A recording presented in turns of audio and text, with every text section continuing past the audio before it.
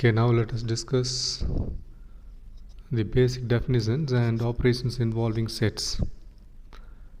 So set definition: a set is a well-defined collection of objects. For example, the integers, positive integers are set of natural numbers till 10, 1, 2, 3, etc. till 10. So they are well defined. And a set of flowers like rose, lily, jasmine and lotus, they are well defined. You can form set of flowers. And set of students of class 11. So in your class, so the set of students of grade 11 is a well defined set. And set of another example, set of students who scored above 95 marks in mathematics. So it can also be is well defined. You can collect the students who scored above 95. So there is no ambiguity or any other difficulty is there in collecting the objects of this set. And sets are usually denoted by capital letters A, B, C or X, Y, Z, etc.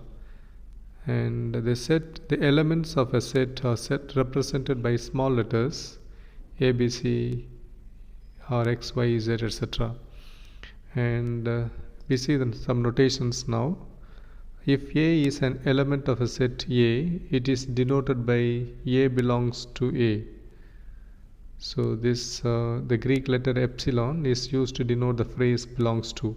So A belongs to A. This symbol epsilon is used to denote the phrase belongs to.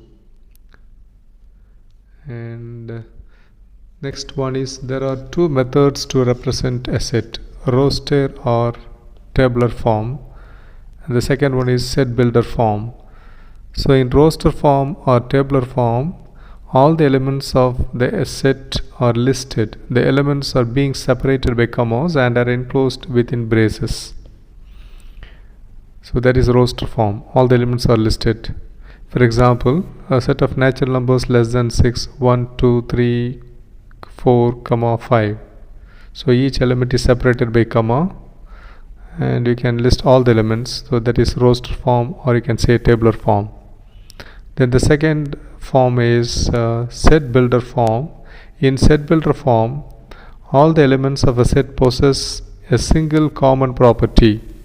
So we describe the elements of a set by using the symbol X or any other symbol like Y, Z, etc., which is followed by a colon, and after the sign of colon we write the unique property possessed by the elements of the set and then enclose the whole description within braces. For example, X such that, this colon you read it as such that X is a natural number, and you write the unique property. So it's natural number and 1 less than or equal to X less than or equal to 5. So that is the unique property. That is, X is a natural number and X lies between 1 and 5, both inclusive of 1 and 5. 1 less than or equal to X less than or equal to 5.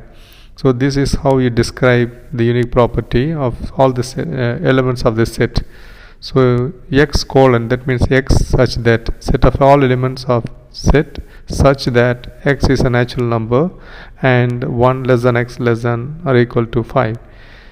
That is, when you write in tabular form, the set of elements is 1, 2, 1, 2, 3, 4, 5. So, but in set builder form you can write like this. And another thing, next one is finite and infinite sets. A set which consists of a definite number of elements is called a finite set. If you able to count it, and if it is finite, definite numbers, the number of elements is finite, then it is a finite set. Otherwise it is called infinite set. Okay, for example, for finite set you can write A, B, C, D, E. That's all, only 5 elements. For infinite set, you can say that set of natural numbers, or you can say positive integers. So 1, 2, 3, etc. So it's infinite. And let us see some operations on sets.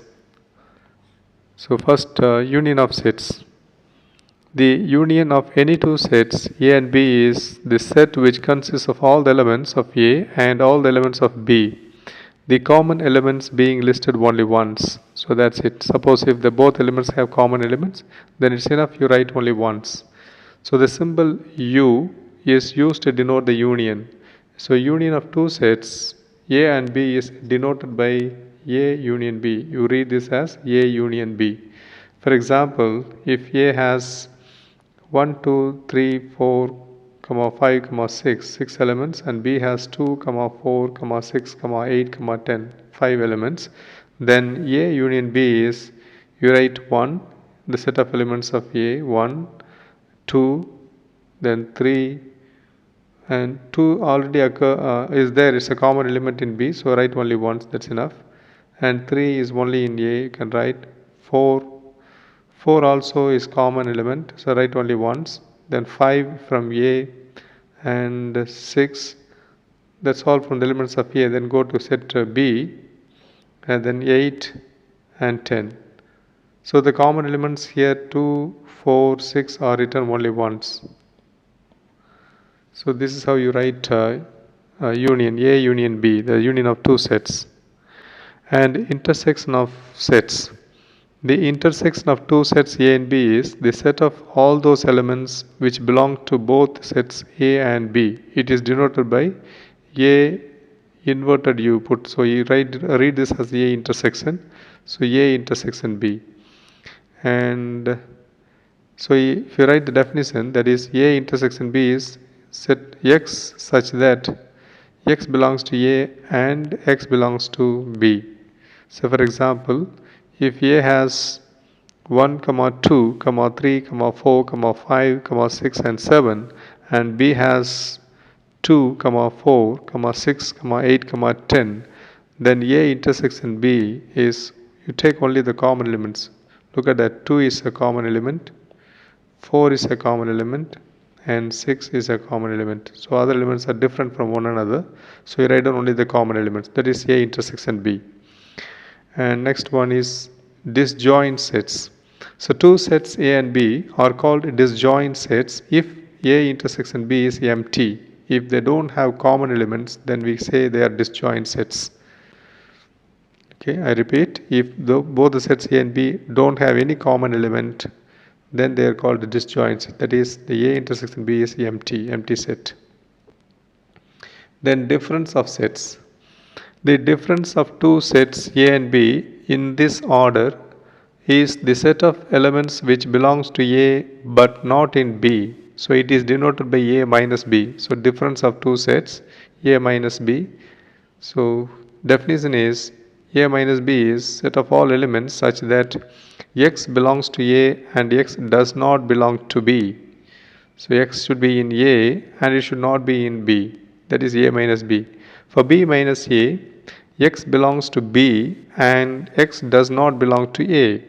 So that is the definition for A minus B and B minus A. For example, if A has 1, 2, 3, 4, 5, 6, 7, and B has 1, 3, 5, 7, 9, 11, then A minus B is, you take 1. 1 is already in B, so avoid that. 2 is not in B, so write it. 3 is there, you cancel it. So 4 it's only in A, you can write that. And 5 is there in B, so you cannot take it, consider that. And 6 is only in A, so you can write it. So 6. 7 already there in B.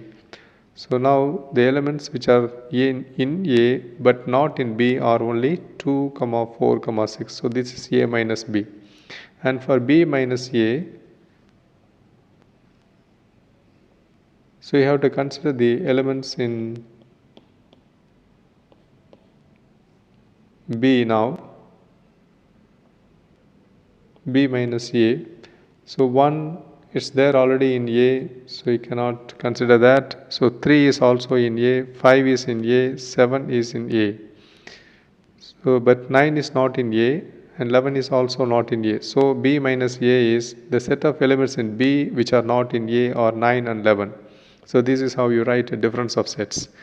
Note, A minus B is not equal to B minus A. We have observed that from the example, but that's the general condition that A minus B is not always equal to B minus A. And complement of a set.